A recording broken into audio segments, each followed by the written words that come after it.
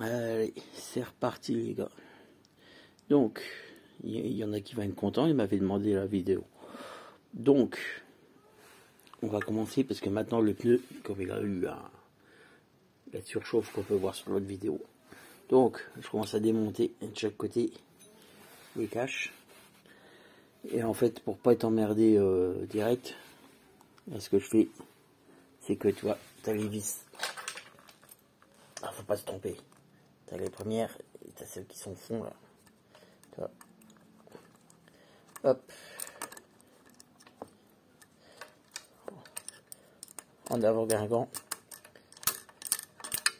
Voilà. Tu fais sauter les vis du fond avec eux. Alors, prenez une bonne clé. C'est une clé de Klein de 4. Faut quand même prendre un truc de qualité. Et ça y va. Donc voilà. Tu mets la Klein de 4. Et moi, j'enlève déjà toutes les vis pour libérer le premier flasque. Et derrière, je vais vous montrer l'opération suivante. A few moments later. Donc, une fois que tu as enlevé les 6 vis, tu vois, le flasque, la première partie de la jante bouge déjà. Donc ça, c'est une bonne chose. Par contre, ce qui est génial, c'est que sur ces moteurs-là, ils ont foutu le câble d'alimentation du côté du flasque. Ça, c'est sacrément emmerdant.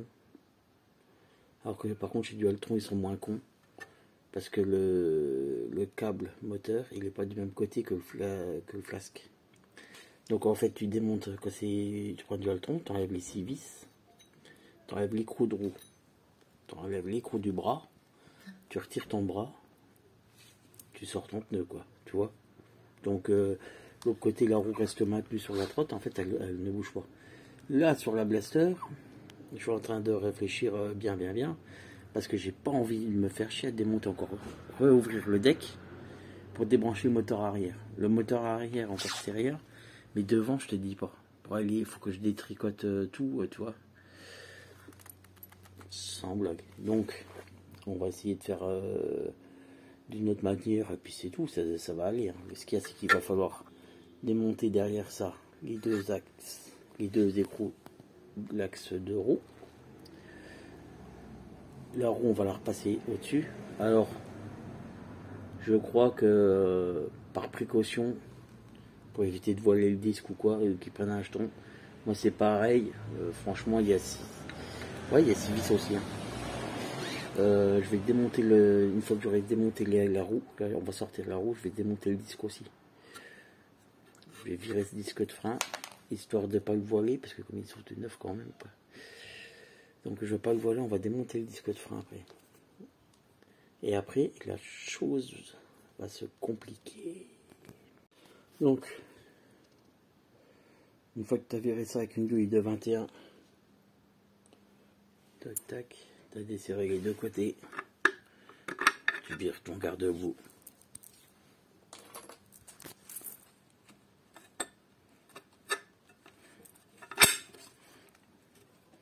S'il a envie.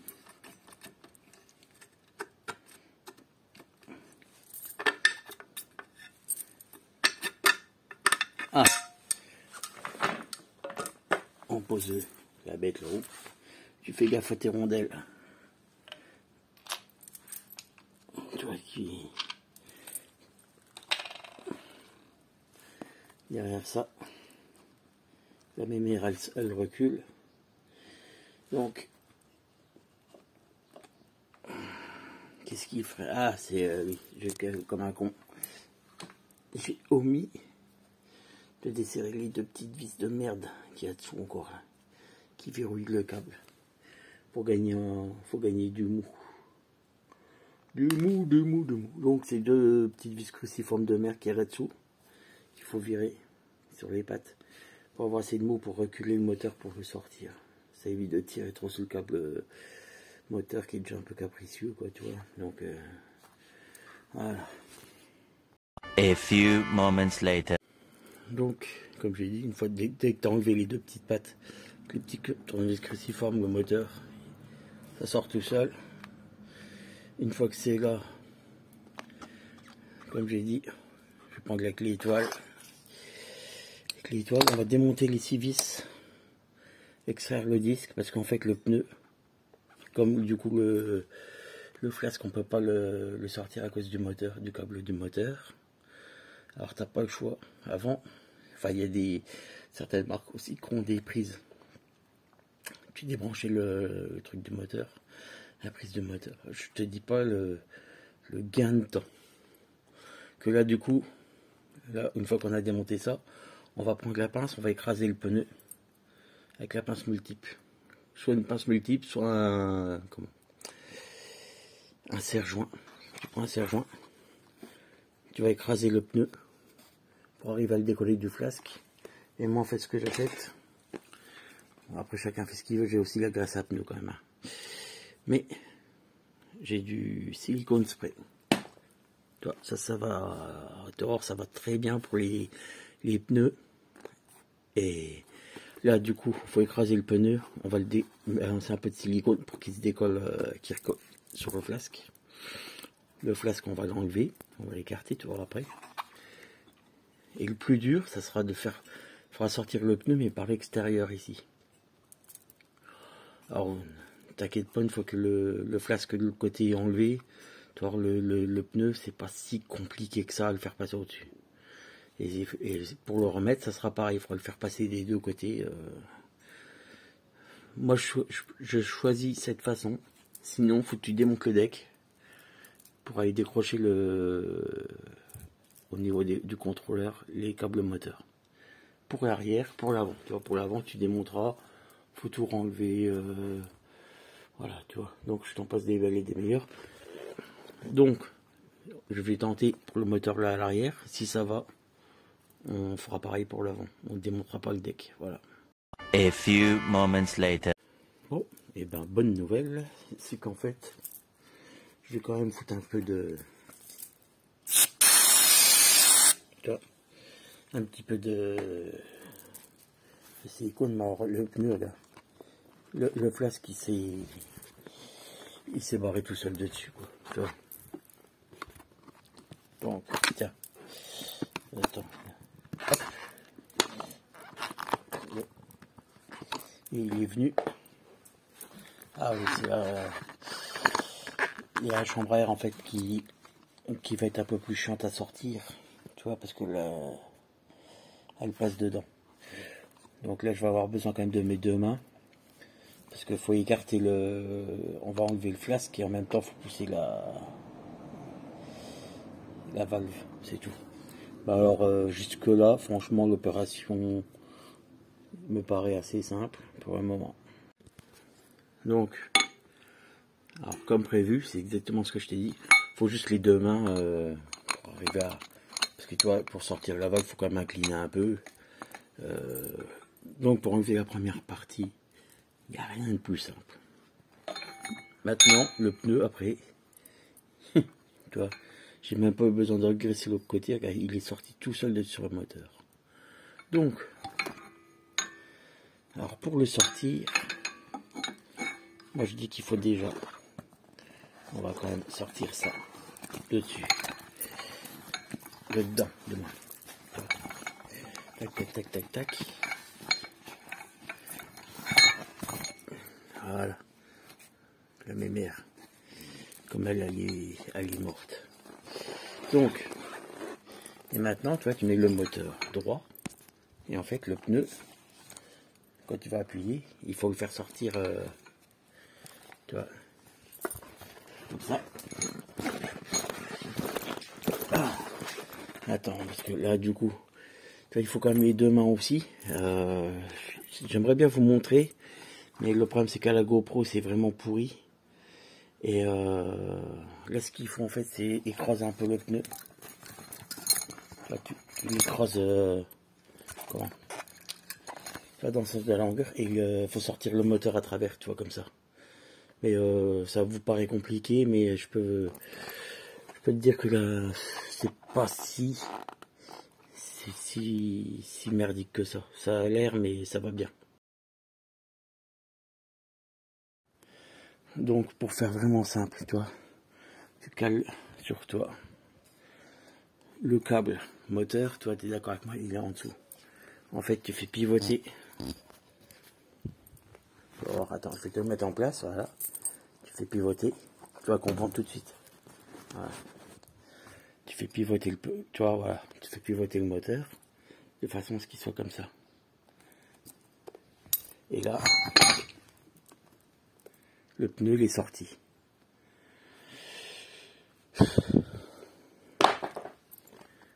La chambre à air sans difficulté tombe. Voilà. Ah. Alors ça faut que je fasse gaffe, c'est la rondelle.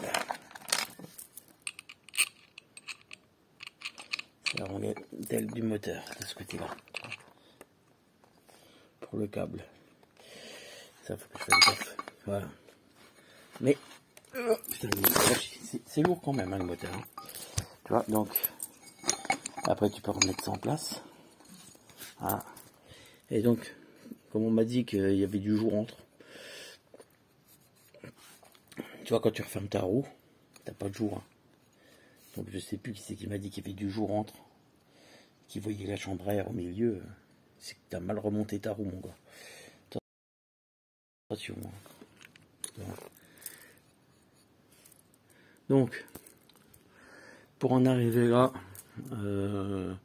pour démonter la roue arrière, vous voyez, il faut compter à peu près en prenant son temps, hein, parce que je me fous pas et je filme en même temps. Démonter la roue, il faut à peu près 10 minutes. Tu cales la trottinette sur un truc, démonter la roue, ça te prend 10 minutes. Tu prends ton temps, tu démontes proprement ton disque sans t'énerver, parce que moi je vais pas faire un travail dégueulasse, tu vois. Hein, là c'est démonté, mais avant de remonter, je vais dégraisser, tu vas passer du produit et regraisser bien le joint pour parce que sinon ça se dessèche, tu vois. Donc faut en profiter pour prendre un tout petit pinceau avec de l'essence pour nettoyer les portées de joint, tu vois, éviter que la merde te rentre.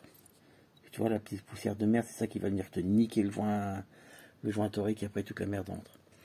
Donc là c'est dommage parce que tu vois j'ai pas mes pneus, ils arrivent que demain. Le seul truc qui va risquer de me faire chier, c'est que celle-là en fait elle a les valves. Moi je dirais que c'est pas du 45, hein. Mais les pneus que j'ai commandés, les valves sont avec, les chambres sont avec, et elle a les valves à 45 degrés. Donc là ça a l'air d'être du 90, alors forcément ça va merder, mais tu vois, faut faire ça intelligemment. La valve, on va arriver à la faire passer, faut pas s'inquiéter, faut pas s'énerver non plus. Niveau complexité pour le moment, un amateur peut le faire pour moi. Hein. Là, faut juste prendre son temps et bien faire attention à pas tortiller dans tous les sens le câble moteur, tu vois. J'espère que la vidéo, là, j'ai été clair. À rigueur, quand je referai le moteur de devant, s'il faut, je referai peut-être un ou deux plans. Mais pour l'avant, ça sera le même truc. Comme c'est les bras, c'est pareil, tu vois. Donc, tu desserres, il faudra faire la même opération pour l'avant, quoi. C'est tout, quoi. Il n'y a pas besoin de répéter, quoi. Bien démonté. Et là, du coup, dès que le pneu arrive demain, avec la chambre à air, je vais faire la suite de la vidéo sur le remontage. A few moments later. Bon, et ben voilà. Donc, c'est démonté. Mais je fais une vidéo là-dessus aussi, sur le changement des pneus. Alors franchement, pour démonter l'arrière avec une main dans le dos, hein, il y a un pour une demi-heure. Et une demi-heure l'avant avec une main dans le dos aussi, quoi. Et seule fois que tu as besoin de deux mains, c'est quand même au moment que si tu desserres et pour quand même sortir le pneu, le moteur à travers le pneu. Et franchement, au top, quoi. Plus qu'à attendre demain les nouveaux pneus. A few moments later. Bon. Alors. Voilà, le colis est arrivé ce matin, comme prévu. Plutôt rapide avec Amazon, hein, encore.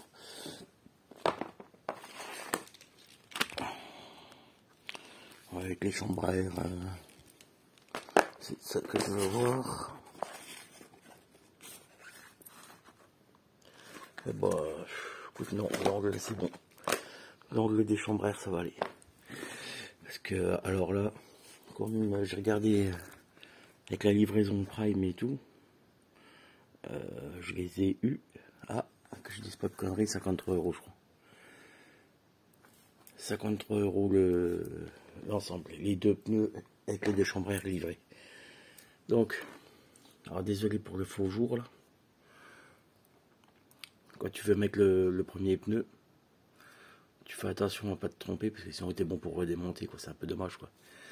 Donc, tu as le flasque avec le câble d'un côté, la jante est là, le pneu, tu le fais tourner comme la roue, tu la mets comme ça.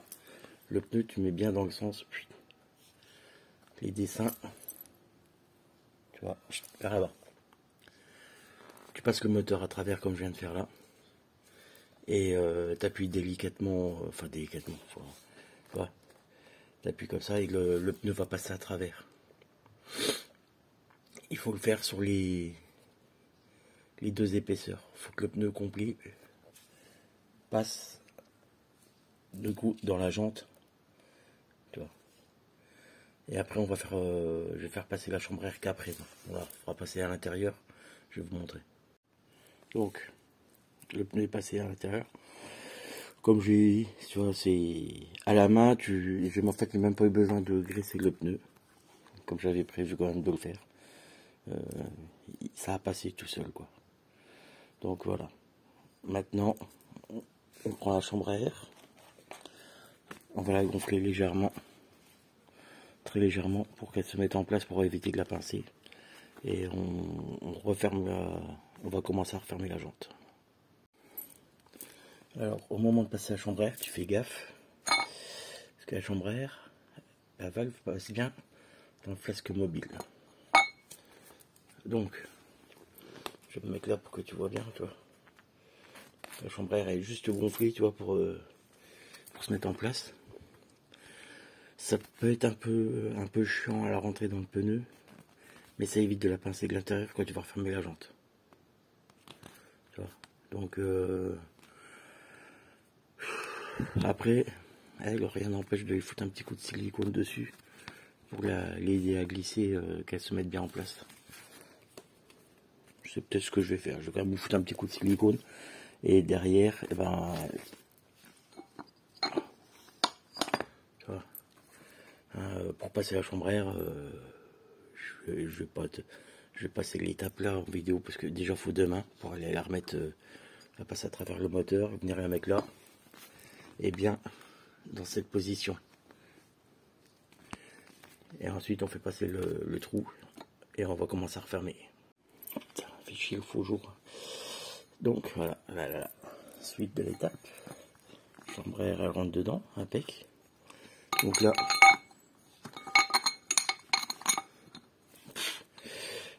elle est rentrée toute seule là, comme papa dans maman.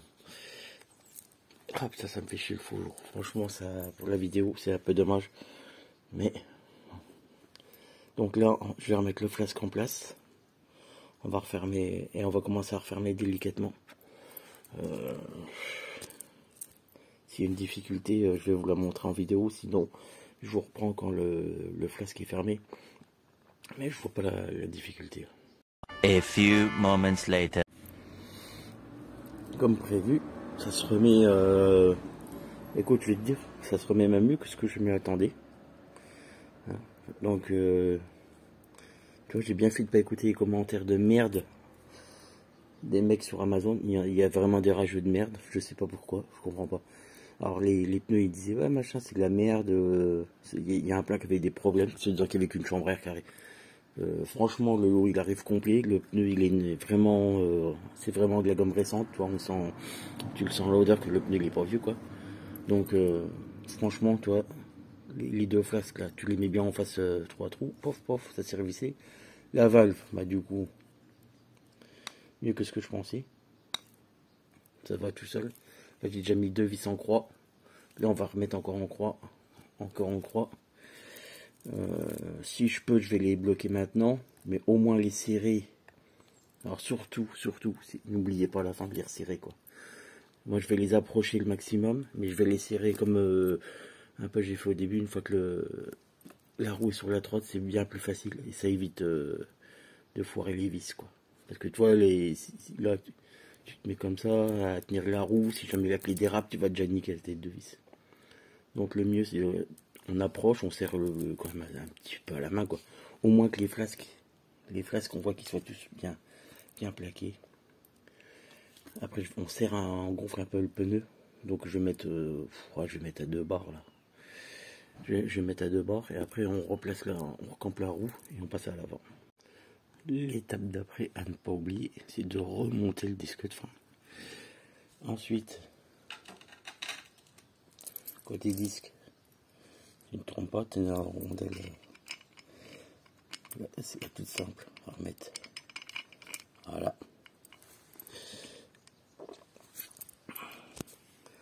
Celle-là vient de ce côté-là. Et la rondelle en 1001. Attends, je vais te montrer. Celle-là, il faut bien qu'elle soit du côté du câble. Sinon, ça va poser un souci de calage. Donc pour replacer la roue, hein, on replace la roue. Et bien les rondelles là de chaque côté, voilà. Pour resserrer, donc je vais les resserrer. Donc moi j'ai des petits cliquets comme ça. Voilà. Pour aller mettre un peu de torque quand même, faut quand même serrer fort. Parce que la roue tient que par les 6 vis, hein. Donc faut... Ensuite, là je vais remettre ça en dernier. Tu vois, le putain de câble. Là pour resserrer les tampons, sans faire tourner le garde-boue. En fait je vais te montrer. Tu vois, moi je passe j'ai pas pris le bon tournevis forcément. Voilà. Je passe un tournevis là. Tu vois. Et du coup quand tu serres, tu maintiens ton garde-boue en place pour éviter que la patte...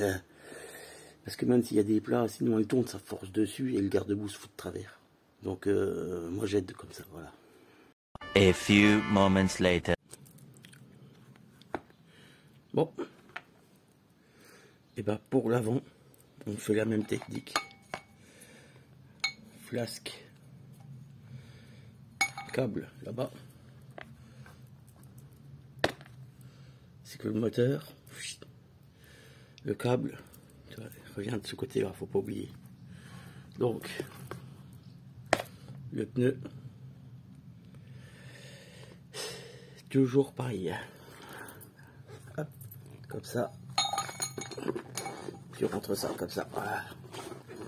C'est le même principe qu'à l'arrière, comme tout est du même côté. Tu vois. Câble, flasque, le pneu. Tu poses le moteur à plat dans le pneu les descend vers la droite. Et puis pareil, on le rentre et on fait la même opération qu'on a fait à l'arrière. Donc là, sérieux, je vois pas l'utilité de refaire une deuxième fois le montage. J'espère que vous avez compris. S'il y a un souci, laissez en commentaire. Hein. Je répondrai, je viendrai vous aider si jamais il y a un souci, quoi. Ne vous inquiétez pas. A few moments later. Donc une fois tout remonté, voilà. Donc pareil, une fois tout remonté, on contrôle bien les 6 vis. Les 6 vis de l'étrier, de disque. Et puis voilà. Il n'y a plus qu'à. On va faire un petit essai là. Moteur à vide avant que la descente du trépied, voir si tout tourne, et puis hop.